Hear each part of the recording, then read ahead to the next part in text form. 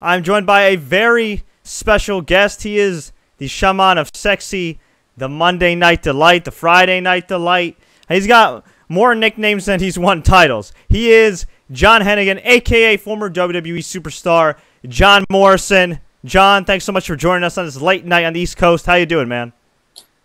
Doing good, man. At the office here in sunny Los Angeles, and trying to get a little work done.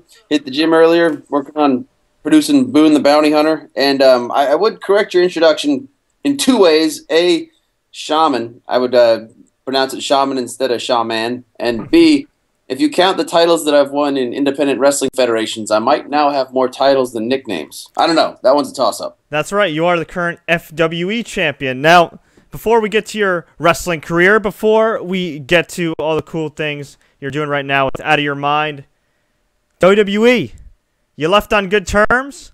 You know, you were mentioning you wanted to get better on promos. It's been a couple years now since you've been away from that big stage of professional wrestling. Why have you been away for so long, and when can we expect you back, if we can expect you back? That's the million-dollar question. When and if you can expect me back? Yes, I did leave on good terms. Me and Triple H and Stephanie and Mark Carrano and Vince all text each other happy faces on our birthdays and stuff. So definitely good terms. The door is open, and from what I think, who knows? But I am looking forward to getting back to professional wrestling. It's one of the things I fell in love with early in life as a kid. Just like all the other Hulkamaniacs out there, I was a big fan of Hogan and Warrior and Macho Man and all that stuff growing up.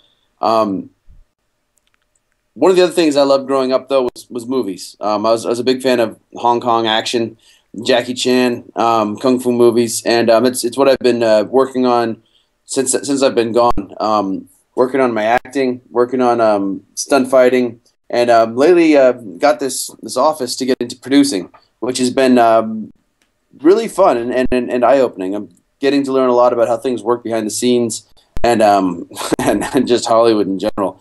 And entertainment in general, and I would put wrestling into this category. You never say never, one, and two, never believe it until it actually happens. So it's been an interesting trip, and one thing that I've liked a lot about not being with WWE is having the autonomy to do what I want with my time, and it's been fun. It's been fun to have so much freedom with my time, and also just creatively to pursue my own projects. And you're spectacular in the ring, but man, you take some crazy bumps sometimes. How's your body feeling these days, not wrestling full-time now? Amazing. No, you know what's funny is like I tweaked my back last week doing vortexes, and I feel like whether vortex is this crazy like parkour flip, whether I'm wrestling or training for fighting or stunts, I somehow always find a way to beat myself up. And I think it's just the way that I'm wired. I like being physical, and I like getting into the gym, working hard.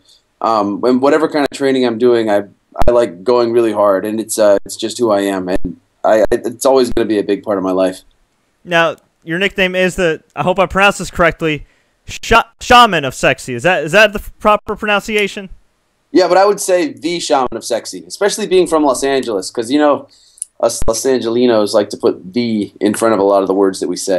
All right, well, you're the Shaman of Sexy. You're a good-looking guy. When you were growing up, did people ever just tell you, hey, dude, stick to acting, stick to modeling, you'll be all right? I mean, was that ever at the top of your list, or was wrestling always the first career path for you? My very first, first of all, I don't think I was I think maybe I was a late bloomer. I wasn't one of the guys that was in intermediate school and high school that all the girls were fawning over. I didn't hear how beautiful it was every day like I do now from you, Fred, and I guess from guys like you. I don't know, but see, maybe it was my train of thought. I forgot the whole question. Acting was something that I was interested in, and I took some acting classes when I was younger, and I in high school got into wrestling. And when I say wrestling, I mean collegiate wrestling. I was the high school team captain my junior and senior year. I went to UC Davis. I wrestled at Davis. And then I realized that a blend of of performance and physicality was what I was interested in. And at the time, what I really wanted to do was action acting, the type of stuff that Jackie Chan did. He was my hero at the time, and I slowly realized that professional wrestling was even closer to like what I wanted to do, because it was my first love when I was growing up as a kid, watching all these guys do these crazy moves, and the theatrics involved with pro wrestling is just pretty much encompassed everything that I thought was cool, and I still do. And it's been really fun to have the opportunity to do that, and to do some of the action acting stuff that I've been wanting to do for a really long time as well. I saw a pic floating around on the internet of you and Roy Big Country Nelson of the UFC in togas. Were you guys just having a random toga party? What was that all about? Well, you know, it's LA. It's toga parties every weekend. It's crazy out here. That was a promo piece for the animated series Black Dynamite, and the two of us basically both got our asses kicked by a mannequin of Michael Jai White, and it was a lot of fun. Roy was a great guy, and we had a lot of fun that day. And yeah, he's a good guy. I'm gonna have to say what's up to him when I get out to Vegas in a couple weeks. Are you an MMA fan at all? I would say I'm a fan of everything. I'm first and foremost a fan of movies and stuff, but MMA definitely, yeah. Very cool, very cool. Do you think that MMA at all has kind of hurt the appeal of pro wrestling, or do you think they're more different than people think as far as audiences go and appeal? I think it has hurt the appeal of professional wrestling. I think when you're watching, growing up, for me, when I was a kid, I was watching TV thinking, that's wrestling. That's what I want to do when I grow up. And there was no other option. There was nothing else. Like in the same way that you could say in the 50s, when there were only 3 shows on TV and half the nation was watching I Love Lucy, it was because there was nothing else on. Well, now that there's another combat-oriented sport where 2 gladiators, so to speak, are fighting in an octagon or a ring, it's dividing the audience, and I would say it's definitely hurt the appeal of professional wrestling. Do you think there's too many shows on TV? I mean, you got every week you got a UFC on TV, and then of course WWE. While they don't run as many pay-per-views, I think they have Main Event, they have SmackDown, they have Raw. I mean, it's so much content, man. It's like to the point where I don't know. Everywhere you look, there's WWE, there's UFC. Do you think that hurts them in the long run, or do you think that helps them as far as money goes and their bottom line? You know, it's hard to say. I heard this crazy statistic. I think it was a few weeks ago. Something like every minute there's 900 hours of content uploaded onto YouTube, and it's probably outdated. It's probably even more than that now.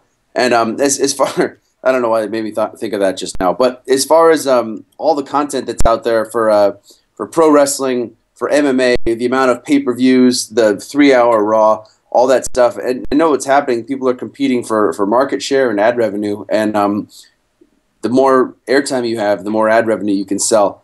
And at some point, though, you have to balance quantity with quality and find that intersection that's the sweet spot.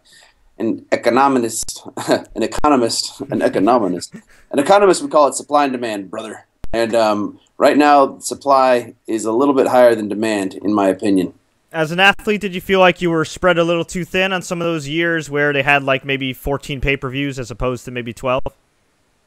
As far as spread too thin, like overexposed as the character of John Morrison, at times, yes. But that's because I think sometimes that the storylines that were created for me weren't as well thought out as some of the other storylines, which is fine. It's just how business goes. You don't have time to think of a fully thought out storyline for every character on the card. You have to start at the top and work your way down. I think as an athlete, I think my time was it was hard to have time to do anything but pro wrestling, doing the 200 shows a year. It would have been nice if we could have figured out some way to have a week off or have a few weeks off, or just an off season. Wrestling is one of the only sports that doesn't have an off season. When I say one of the only sports, I mean kind of the only sport that doesn't have an off season. And I think it would be nice for a lot of the guys to recharge their batteries if they had a little bit of time off to spend with their family and friends. Absolutely. What's your schedule looking like right now? Crazy. I somehow, like I said, find ways to beat the crap out of myself nonstop, and also find ways to keep myself busy. I wrestled for FWE in Brooklyn on Saturday. Since I got back, I've been usually training like in the morning for like 4 hours, a combo of weight training and some kind of stunt fighting or parkour or martial arts. Then I hit the office and do some meetings. If you want to make it in LA, take a meeting. But taking meetings, looking for directors and people for Boo and the Bounty Hunter, and in the meantime, doing interviews like this to promote myself and Out of Your Mind Fitness, and working on writing and stuff, and so basically putting in like 12-hour days and wrestling on the weekends, and it's kind of cool because it's what I want to do, it's what I choose to do with my time, but it definitely keeps me busy. Did you have to overcome the stigma, even though it's 2013, that you are a pro wrestler, and maybe that vibe that they give? Because for whatever reason, certain casting directors don't look at pro wrestlers the same way they look at other people, even though you guys are pretty damn good actors, and hell, timing's everything in wrestling, right? Yeah, I would say that pro wrestlers are great entertainers, and as far as acting goes, really what I found is in a live show environment, if you're doing a show at Madison Square Garden or the Staples Center or something, you're in a small stage in front of 20,000 people, and you have to be really big. You have to really emote so people can feel you. But with a camera, the camera comes in and gets it. So you don't have to be big physically or emote big. You have to have those thoughts and the intent in your mind, but you have to make everything smaller because the camera will come in and get what you're feeling. And as far as casting directors having a stigma with pro wrestlers versus versus other people, sometimes, yeah, but also like keep in mind that a lot of times what the stigma is a lot of times a wrestler might walk into a room and be going into an audition against somebody that's been acting for 8 years or 10 years. And as a pro wrestler, like, you've got entertainment experience, but you haven't had necessarily like the acting training. Now, I think it's a very similar skill set and something that you can build up. And a lot of times when I leave rooms, whoever's there, the casting director or blah, blah, blah, will say, hey, I was really impressed. You've been studying. You've been taking this seriously. And I think that really that's all that you need to do is if you take something as seriously as whatever it is that you were successful in. If you're a wrestler wrestling, if you're an MMA fighter fighting, or any kind of other athlete, basketball, if you apply yourself the same way that you applied yourself to basketball to acting, you're going to end up being successful in that too. And you're pretty damn successful at keeping your body in shape. You're involved with Out of Your Mind Fitness. How'd you get involved with them? Well, Out of Your Mind Fitness is me. And I've been involved with myself for a very long time. Let me tell you, it's amazing. The Out of Your Mind Fitness is a thing that I started in 2010 with a buddy of mine named Jeff Carrier. And I'd been wanting to do a fitness thing for a long time. I actually wanted to write a book. I talked to WWE about writing a book about fitness. To which they said no. They had a previous fitness book that didn't sell very well, and then I approached them about making a fitness DVD, and again they said like no, we don't have the resources to devote to a fitness DVD, but you're free to do it on your own. And when I heard that, I started thinking about what I wanted to do, and Jeff Carrier at the time, him and I became friends. He was training Melina.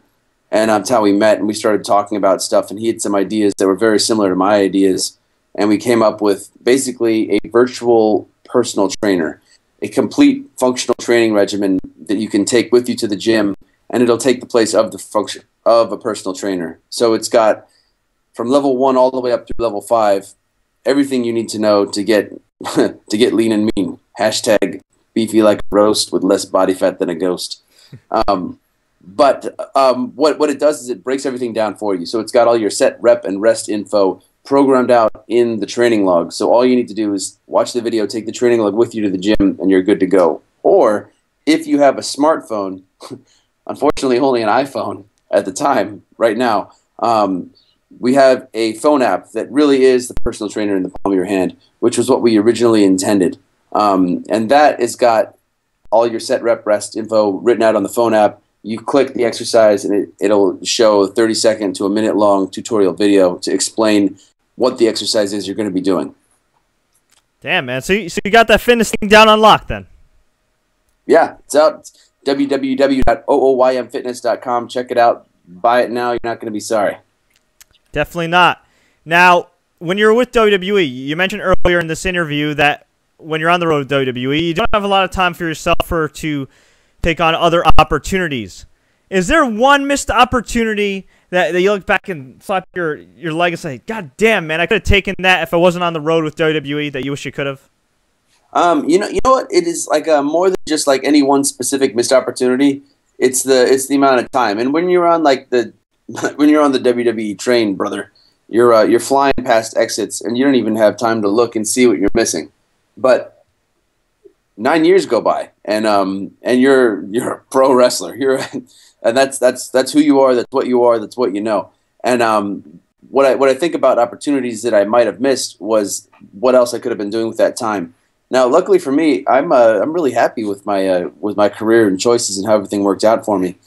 So to pick any one specific opportunity, like, not really. I wish I could have spent more time in all those awesome cities that I got to visit when I was traveling around the world with WWE. It would have been nice to spend a few extra days in Rome or Milan or Tokyo or Sydney, you know, doing some cool things and seeing some sights. Outside of that, like having some more time to train stunt fighting, like if I started doing that a little bit earlier, I think I would have had a quicker learning curve than I've had since I've started training since I left. But I really have nothing to complain about. I'm kind of happy right now with where I'm at and what's happened for me in the past as well. Yeah, you seem to be doing great. You had a great run in WWE. Hard to believe, man. 9 years, I guess, between Tough Enough developmental and being on the main roster, right? Yeah. Wow, time flies. Definitely. Now, a lot of people are surprised, though, that you never...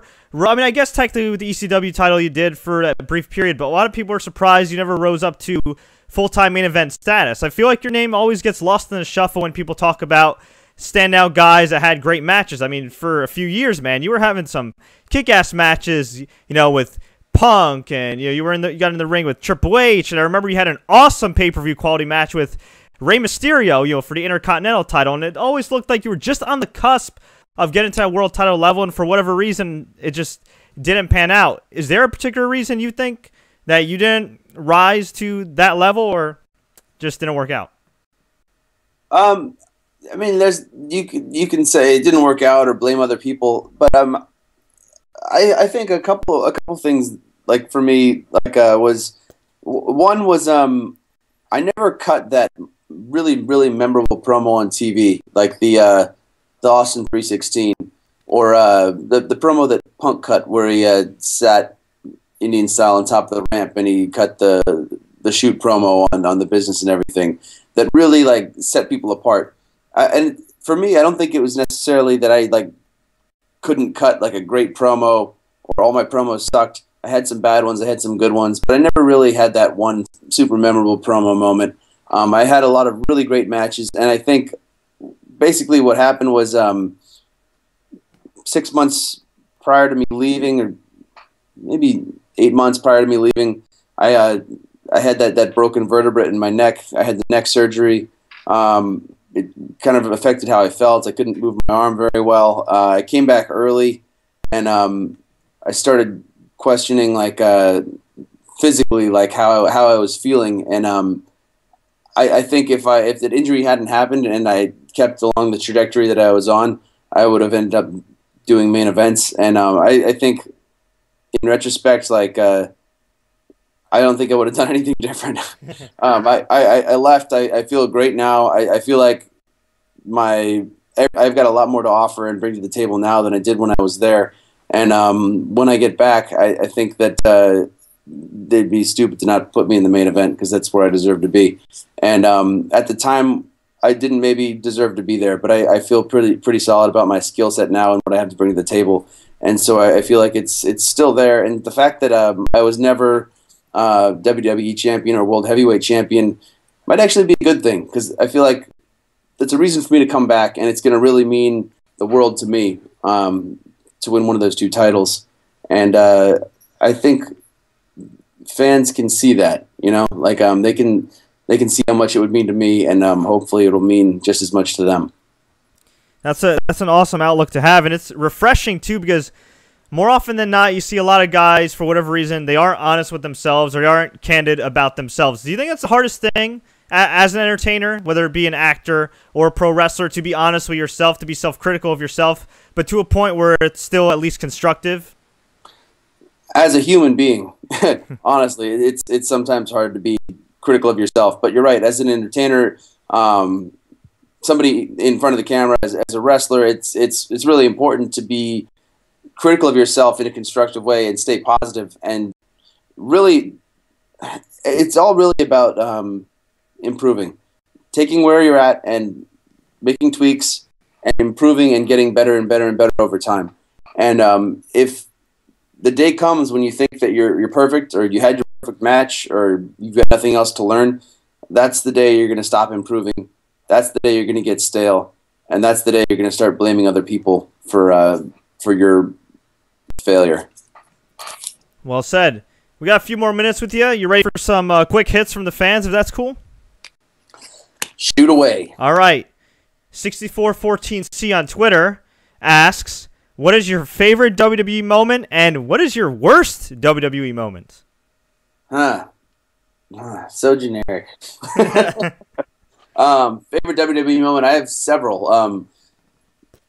Winning the WWE Tag Team Champions for the first time with MNM, me, Joey Mercury, Molina, beating Eddie Guerrero and Rey Mysterio at MSG on our first ever match for SmackDown was pretty damn cool. Beating Rey Mysterio in Cleveland, like you mentioned earlier, in 2009 for the IC title was huge. I think that was my defining moment as a babyface. Wrestling Punk in Cincinnati when he beat me for the ECW title was really the first time I felt like everything clicked for me on all cylinders as a heel. Man, Jeff Hardy in Baltimore, Dolph Ziggler, and the last Europe tour I had on Raw. Like any one match of that tour was a great moment. The ladder match I had against Sheamus for the #1 contender spot. Wrestling Miz for the in the Falls Count Anywhere match. Winning a Slammy for the dirt sheet. There's a ton of great moments. It's hard to pick just one. The worst ever WWE moment. It's hard to pick a worst moment, because I try not to remember the negative and just go with the positive. But you know what? I can't really think of any bad moments right now. It's I don't know. It's hard to think of anything that sticks out as like the worst moment of my career. Maybe tons of mistakes and things I would have changed along the way, but it's hard to like focus on one thing and think like that was the worst. Well said. Let's stay on the positive. Terry Allen asks, the Starship Pain is an awesome move. Did you invent it? I did, yes. I invented Starship Pain. I've seen people do split leg moonsaults, obviously. I've seen somebody do a split leg senton, and obviously, like Jimmy Yang, for example, doing a corkscrew moonsault off the top. I did a corkscrew moonsault off the top in OVW as my finisher for a while, and eventually just decided to try to put the two together. And I did it at OVW a couple times, and then left it kind of in the bag of tricks, and then pulled it out against CM Punk in 2007. As far as me being the first person to do it, I doubt it. I'm sure it's been done somewhere. It's a split leg corkscrew moonsault.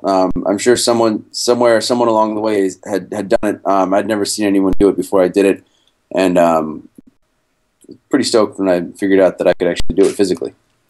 I'm sure you've gotten this question 5 million times, so I apologize in advance, but we're getting a lot of people asking this. Has TNA ever approached you? Yeah. And I'm assuming you just told them thanks, but no thanks. No. Wrestling's a business. TNA is like a really cool, like a startup company. I've talked to several people in their organization, and I'm looking forward to like hearing more about what they have to say. It's business, brother. You know, if they've got some cool ideas and some cool stuff going on, I'm of course gonna hear what they have to say. All right. Favorite WrestleMania moment, asks Chris.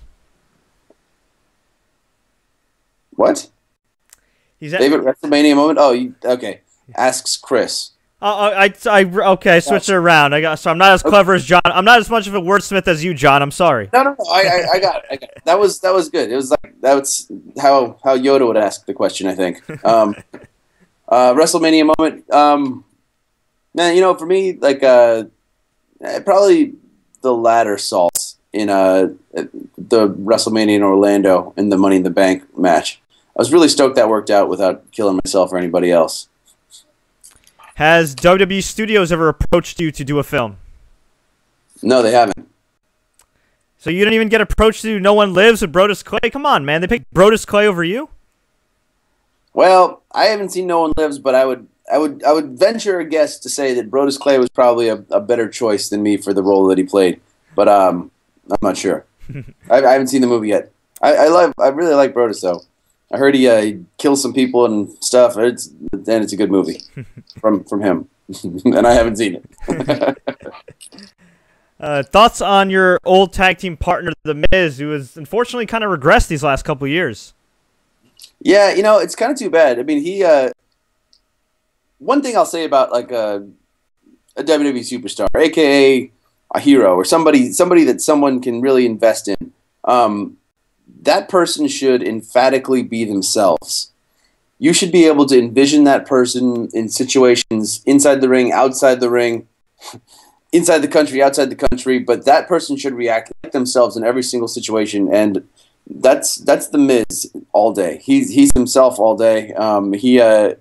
He's he's annoying sometimes in the car when he's rapping and singing, but then again, like, so am I. He just did himself, and he ended up main eventing WrestleMania, and I think he had himself down, and he really raised the level of his wrestling a lot, and it crescendoed, so to speak, when he got to Main Event Mania. And as far as his fall, like since then, it's kind of too bad, and I think part of it might be storyline stuff. Part of it might be he just needs a good tag team partner to carry him, and part of it might be that it's just how the business works. You know, you're on top for a little bit, and then you go through cycles. You go down the card until you cycle back up on the other side again. And maybe, who knows? Maybe in 2 years from now he'll be main eventing WrestleMania, or who knows? Maybe 2 years from now he'll be main eventing NXT. Yeah. Is there any guy that you haven't wrestled yet that you wish you could, kind of like a dream opponent? I was at PWS Mania weekend when you wrestled Liger in that kick-ass match. Is there anybody else left on your bucket list? You know, like this will probably never happen now, but HBK for me was on my bucket list. I would have loved to have had a great singles match with him one-on-one. I got to wrestle him in a tag match, and a couple times like do some stuff with him in like six mans and Survivor Series type stuff, but. He was definitely on my bucket list. And we'll get you on this before we go and find out everything else you're doing. What advice can you give people that want to break into the entertainment business and sports entertainment, professional wrestling? That stuff I said about The Miz, be yourself. You have to emphatically be yourself. Understand who you are and your point of view. 1, 2, whatever it is you're doing right now, get good at it. Get really good at it. And 3, start working out. If you're going to be a wrestler, you have to be able to move and perform like an athlete. Treat yourself like an athlete, know who you are, and be good at whatever you're doing. Very, very nice. Very well said. Actually, one more bonus question, and I only want to read this because it's worded in a way that It's just worded in a very unique way. All right. Okay. Patricia Brown asks, Johnny, are you and Melina still BFF4L? Which I'm assuming means best friend for life. That's a great question to end on. I'll always care about her, and I hope that she'll always care about me too. That's very Drake of you. Very nice, very nice. Well said, well said. Well, John, we thank you so much for the time, man. Greatly appreciate it. Of course, fans can find you online at The Real Morrison. They could visit ooymfitness.com. Any projects on the horizon we should look out for that you're involved with that maybe you could talk about? Indubitably. You guys should be checking out Boone the Bounty Hunter. The IMDb page for that is up already. It's a movie about a narcissistic bounty hunter who does parkour to catch his bounties. I'm really excited about that. I'm the first movie that I'm going to be producing. Also, I'm just got attached to a movie called Minutes to Midnight. You can check that out somehow. Google it. Do your thing online, and there's always some other stuff in the works. Maybe next year Ghost Puncher will be out there too for you guys to check out. Very cool. Maybe 3D. Who knows? Very cool. Very cool. Yeah, you have a nice little IMDb page there, man. Nice and updated. Got your little headshots in there. Quite nice. Hey, I'm trying to do this acting thing, brother. Like I was saying earlier, you gotta have a headshot, right? Yeah. Every day you're hustling. John, thanks so show up with the wrestling 8x10. John, show up to the position with this thing, and they're like, next. Yeah, still got the beard going. You, brother. John, thank you so much, man. Fun time. I like the jacket in the background. Very cool. Oh yeah, this is the office chair. Awesome. Take care, man. Thank you.